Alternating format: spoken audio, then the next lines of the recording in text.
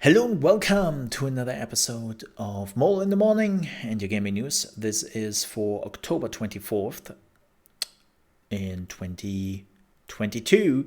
And if you have been wondering, Mole, last few days there wasn't really a lot of gaming news. Yeah, because there wasn't any. Like literally, I would have tried to make news up out of thin air, and I'm not doing that. And I'm not dealing in drama news, so I just didn't have any news. Slow news day. What can you do? But now we have quite a few of news, and even some big ones. So I would say we are jumping right into it, so that I'm not wasting your and my time. First things first, good news for everyone who has been looking forward to Kerbal Space Program 2. As you know, that game has been in development for quite a while. It had then some bigger issues, I would say, because unfortunately they basically changed the developer, right? They changed the developer for Kerbal Space Program 2 because they wanted to have like a different studio on it, and they were not really happy with the original studio, yada yada yada. Like again, this game has been in development for quite some time and had some issues. But good news, if you were looking forward to Kerbal Space Program 2, it is finally coming to early access on February 24th, 2023. So in about 4 months? Yeah, exactly 4 months to be precise. Huh, funny. Yeah, in exactly 4 months, early access will be available. I know this is only early access. I know that people like to wait for the full release, but at least it's moving forward, right? Because one of the biggest issues was when the development studio was swapped out. Like a lot of people were questioning the future of the game and where it would go and what it will become in the end. And early access is always a good sign that the game is moving forward. So, awesome. Right? Right. So, this is interesting. Square Enix trademarked Symbiogenesis. Symbiogenesis. Wow, that's a name. And if you're like, what the hell is that? We don't know, but what we do know is, thanks to fans and all that, is that this term in particular is normally connected to Parasite Eve. Right. Symbiogenesis is the scientific theory in which eukaryotic cells such as, oh god, mitochondria. This is the moment where you can clearly hear that English is my second language. Form basically an independent organism, what then enters a symbiotic relationship with another single-celled organism, and they create a single new organism, and so on and so forth. And this is then how I've never played Parasite Eve. I don't know enough about this to really talk about it. Keep in mind that Parasite Eve came out in 1998. Has been a while, and then we had some other games, and it disappears. So it might be that good old Square Enix is planning to revitalize Parasite Eve. Or it could be something completely else. Who knows? Right? But yeah.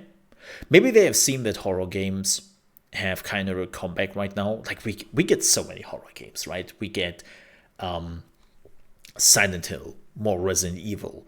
We get the Callisto Protocol. We get freaking Dead Space, getting that back, and some other horror games which are coming out. So horror games are definitely back in action again, and well, I wouldn't be too surprised if we might see something Square Enix related here in the future.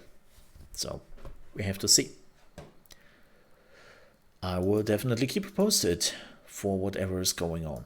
Oh yeah, so I know I made a video about this on my main channel, but I also want to talk about this in my second channel. The closed beta for Warhammer Darktide has ended, and they also gave us some neat little closed beta stats, right? Like which were the most played maps, which was the most common planet people were choosing, the weapons, yada yada yada. So they gave us some stats here, which is kind of neat. And yeah, I'm not so too surprised by the stats. I am a little bit surprised that the power matrix had a higher playing number than the smelter complex. Like, that the smelter complex was the least played map is very interesting. I would have guessed it was the power matrix. Yeah, but cool. But this is not newsworthy, right? Like literally every game is doing this, and I wouldn't talk about it if there is not like a big announcement in here, and they're just throwing that announcement at the end of this beta post. And this one is a big one. So they're announcing that Darktide will be playable as part of a pre-launch beta period starting November 17th. And what that means is, from what we have gathered from the developers, the game is actually starting on November 17th. If you are pre-ordering, you will be able to play this game on November 17th. Up till the normal release, which would be November 30th. Also, I was asked if the things we are doing in this early access, pre-launch, beta, whatever they want to call it, does the progress we are achieving there will carry over to the full game? And right now they haven't fully committed to anything. They know how important it is, though. They're working on it, and we have to see. They will inform us, though, before the beta starts.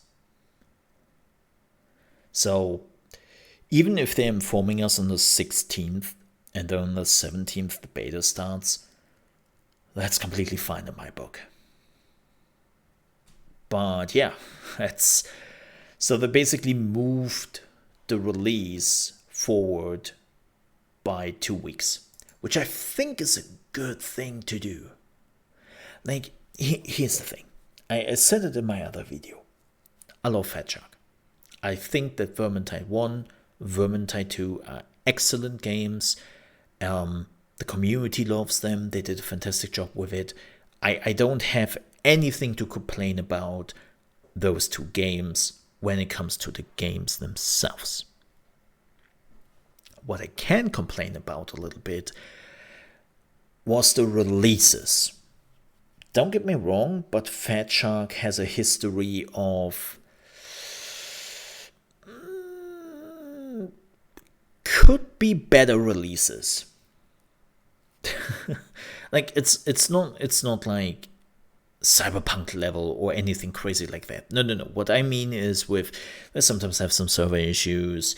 There were some bugs back in the day, sometimes even some really annoying ones. And like just some balance wasn't there yet. And you always had the feeling with Vermintide 1 and 2 that both games could have needed at least another month or two of cooking to completely iron out the quirks. But, and that's a big but, I always felt like the issues they had, they could only really see them with actual players playing the game. And so I always said, please, Fat Shark, if you create another game, make sure that you are putting your game out there early. Right? And they did that. They did that with the alpha, which was under NDA, and we were not allowed to talk about it, but yeah, that's fair. And then, of course, they had the beta just like a week ago, and yeah, good that we had that, because it gave them a lot of information on issues people have, on balance, and so on and so forth. So basically releasing the game 2 weeks earlier in a semi-beta thingy is a good thing, because it would probably help the stability and the amount of bugs we will have at the full release date to be minimal. So good for them. Good for them. And good for us. let's face it, good for us too. Yep. But with that said, it is time. Is it? Yes. Yep. It is time for the big news. So this is an update to the whole Bayonetta story. And let me give you a quick rundown on what happened. Just a few days ago, the original voice actress of Bayonetta was going to Twitter and was explaining that no, this wasn't a scheduling issue, why I didn't perform the voice again of Bayonetta, but it was a money issue. It was a money issue because she didn't get paid enough, and she told people that, yes, they only offered me $4,000 for the whole thing. And people were like, wait, what? That's crazy. And then she was like, nah, actually, Miss Taylor was offered $3,000 to $4,000 per 4-hour session. And there would have been at least 5 recording sessions, which would total for at least $15,000. And this was apparently too much for her, or well, not enough money, or it was not enough, and she was declining.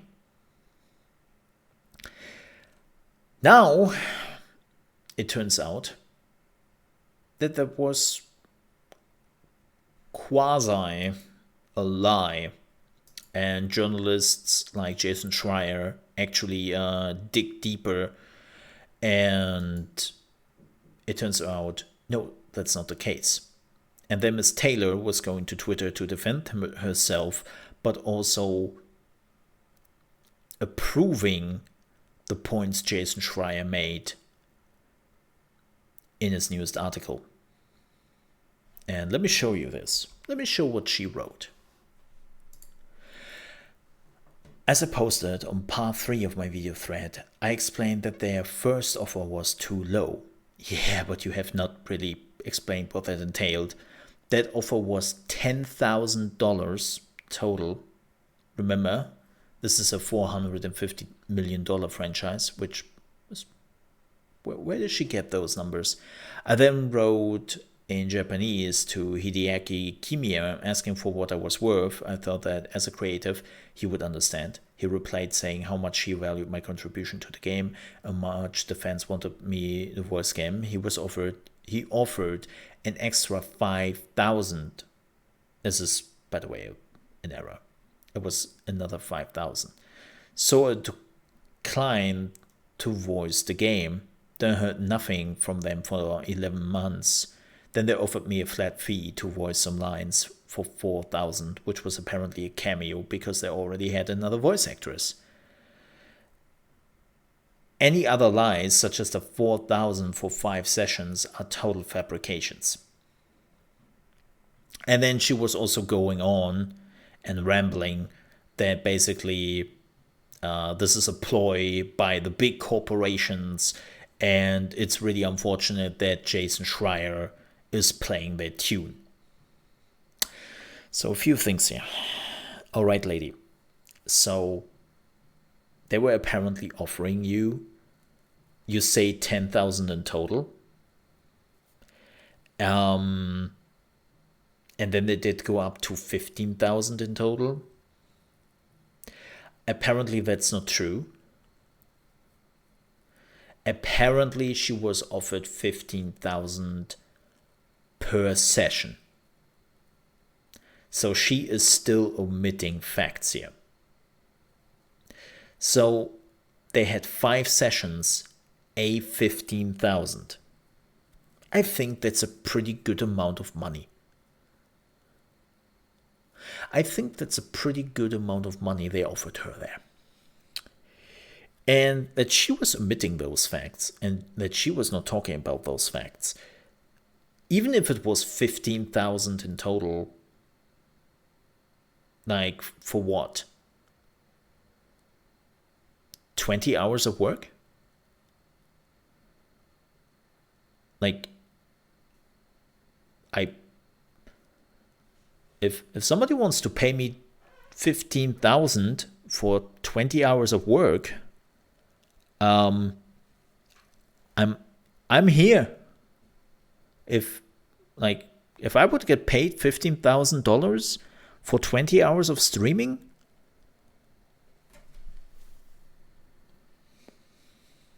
hi, I'm your mole. Yeah, take me. But here's the fact, lady. You omitted those facts. You didn't tell us because you knew that this would make your story less outrageous. That would be like me saying, hey folks, I'm sorry that I was so late today, but I had to run some very important errands. And the supermarket was just packed. It took so long. And I'm truly sorry about this, but because of the supermarket being so packed, it wasn't my fault, right? Couldn't speed that up at all. Well, that would be the truth, right? Because that's exactly what happened. But I completely omitted the fact that I was staying up till 4 a.m. in the morning watching the League of Legends World Championships because I wanted to see how it ended.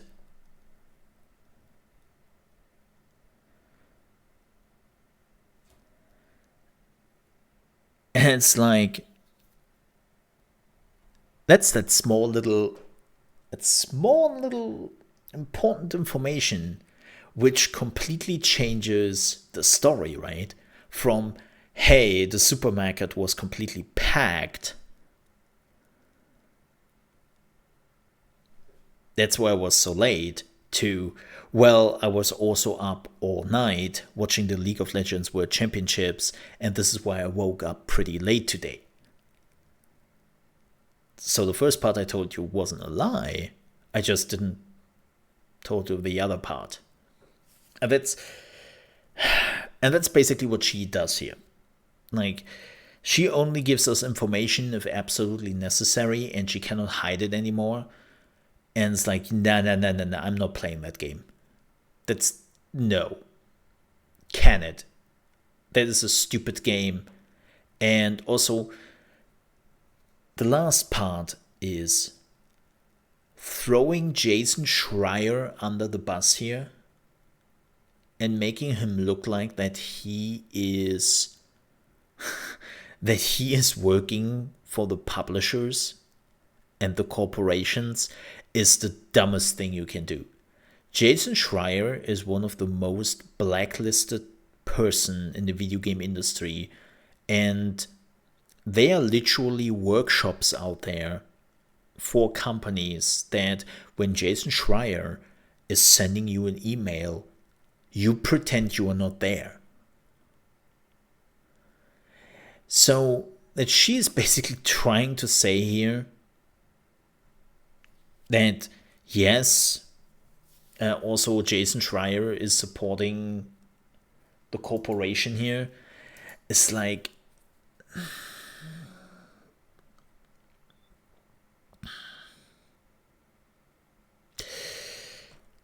look, man, no.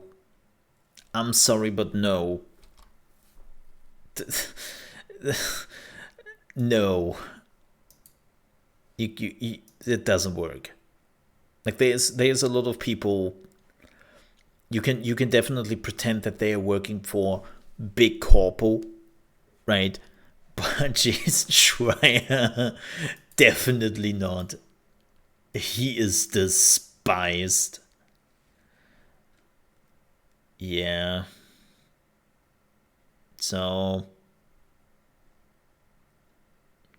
yeah. But at this point, I have to say my sympathy for her and what happened there is not just dwindling, but outright, I don't believe you anymore. Like, you have to try to construct a very cherishable outcome for you, and you try to make it look as good as possible or as worse as possible, so that you are like the innocent voice actor who got played by the big corporations. And the reality is, no, they actually offered you a pretty good living wage for about 20 hours of work, and you declined that because you wanted so much more. Again, if somebody wants to pay me 15,000 for 20 hours of live streaming, yeah, I think that's okay. I, I think there are a lot of people who would agree that $15,000 for 20 hours of work is not a bad thing, right? But yeah, don't omit your facts.